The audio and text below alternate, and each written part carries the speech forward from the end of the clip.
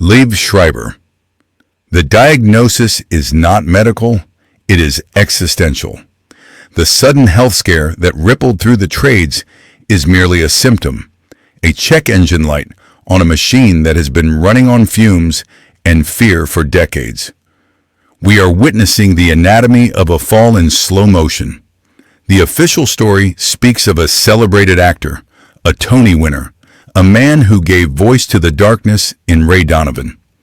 The unofficial story, the one written in the lines on his face, speaks of a profound spiritual poverty.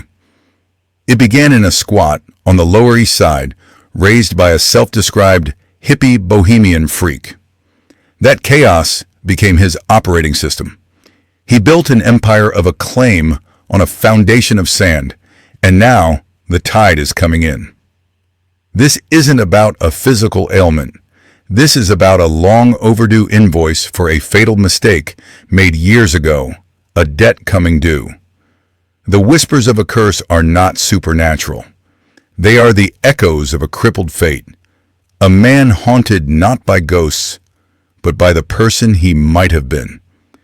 He is trapped in the gilded cage he built for himself, a fortress of solitude where the only company is the specter of total ruin. The fixer, the brute, the stoic. He became the embodiment of controlled violence and quiet desperation, a reflection of the Hollywood meat grinder that rewards such performances.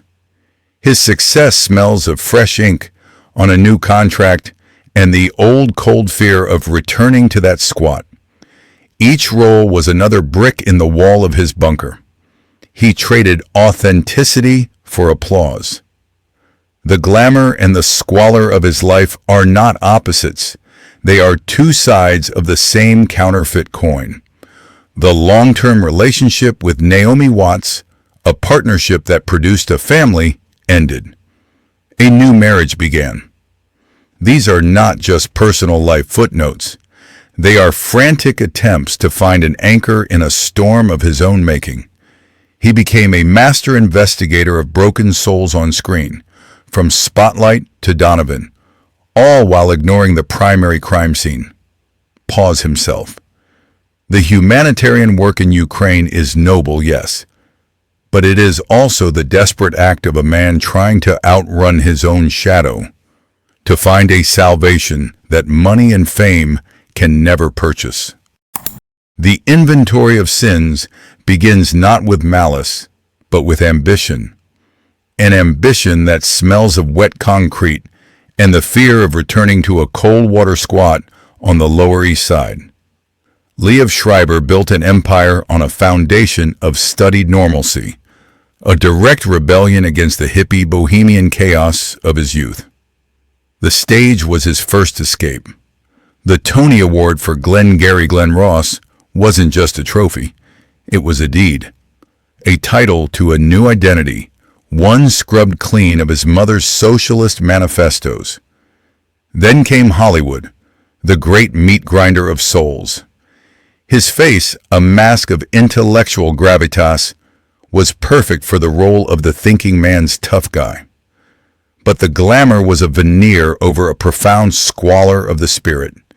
Each role, each success, was another layer of lacquer over the original, unvarnished truth of his upbringing.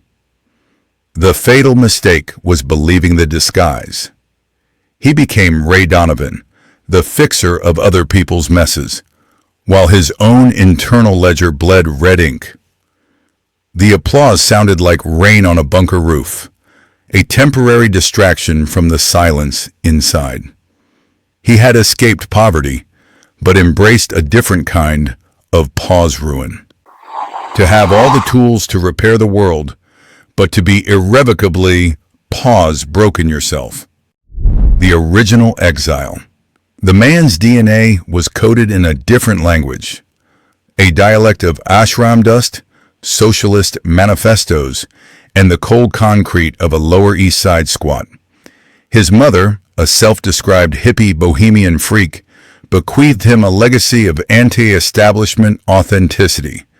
It was a rich inheritance, but worthless currency in the marketplace of Hollywood. So he performed an act of self-exile. He traded the chaotic truth of his youth for a new, more profitable identity. The raw, unpredictable artist was meticulously sanded down, polished, and presented as a product, a reliable, bankable star. This was the fatal mistake, disguised as a career move. He built an empire on the ghost of the boy he was forced to abandon. The success smelled of fresh money and old betrayal. Every award, every sold-out theater, every magazine cover was another layer of lacquer over the original wound. He won a Tony Award, a heavy, golden confirmation that the mask was working. But the man behind it began to starve. A profound poverty of spirit took root in the fertile soil of his fame, a loneliness that no amount of applause could fill. The glamour was just the gilded cage he had built for himself, bar by shiny bar. Anatomy of a fixer. The public knows him as Räya Donovan, the brutalist poem written in brass knuckles and expensive whiskey. A man who cleans up the messes of the rich and powerful. The role was not an act of creation, it was a confession. For years, Schreiber applied the fixer's logic to his own life, treating his soul like a crime scene to be managed. The internal chaos, the ghost of his past, the gnawing emptiness, all were problems to be solved externally. He poured his energy into other people's stories. He became a vessel for complex characters on stage and screen. He channeled his need for purpose into humanitarian work, a noble attempt to fix a broken world as a proxy for fixing his own. Blue Check Ukraine became another project, another mess to clean, another way to avoid the silence of his own bunker. But the fixer's paradox is absolute. The more you control the outside world, the more the inner world decays. His life became a portfolio of solutions for problems that were not his own, leaving his own fate crippled and unattended. The fear of ruin was never about money or career. It was the terror of the final audit, the moment the fixer looks in the mirror and realizes the one soul he could never save was his own. The dossier on Liev Schreiber is not a record of crimes but an inventory of escapes. The primary exhibit is not a scandal, but a ghost. The ghost of a New York squat and the lingering scent of his mother's ideology, a woman he himself labeled a far-out socialist Labor Party hippie bohemian freak. This was not a childhood. It was a political experiment with a sample size of one. The glamour of his current life is built directly on top of this squalor. A concrete bunker poured over the soft, unstable ground of memory. His success doesn't smell of victory. It smells of fresh paint used to cover up the dampness seeping through the walls. The fatal mistake was never a single event, but a sustained belief.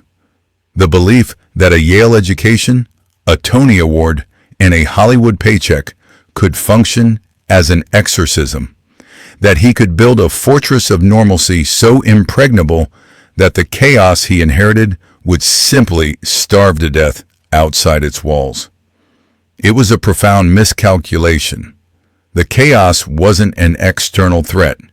It was a genetic inheritance, a spiritual poverty woven into his very code. He didn't escape the Lower East Side. He just put a greater distance between himself and the wreckage. His entire career can be viewed as a chronicle of this internal conflict. He gravitates towards men who carry the world's burdens, fixers, investigators, tormented souls. He is not acting. He is testifying. Each role is a deposition, an attempt to articulate the weight he carries when the cameras are off. The man who can embody the dogged investigator in Spotlight or the brutal fixer in Räya Donovan is the same boy who learned that the world is fundamentally broken and unreliable. His public persona is the ultimate performance. The calm, intellectual artist, the devoted father, the humanitarian co-founding blue check to mend a war-torn nation. And it is all true. But it is also the most sophisticated defense mechanism money can buy. He is fixing Ukraine because he cannot fix the boy in the squat. He is defending his daughter from public scrutiny because he could not defend himself from his own upbringing. This is the anatomy of his fall, a slow-motion collapse happening inside a gilded cage. The recent health scare is not a random misfortune. It is a bill coming due. The body, unable to lie as skillfully as the mind, begins to tell the truth. It manifests the ruin he has spent a lifetime trying to outrun. The loneliness he feels is not the absence of people. It is the loneliness of the sole survivor of a shipwreck of his own past, now standing on an island of his own making, watching the tide of memory rise. The bunker he built is magnificent. It has panoramic views of success. Pause. But the foundations are trembling.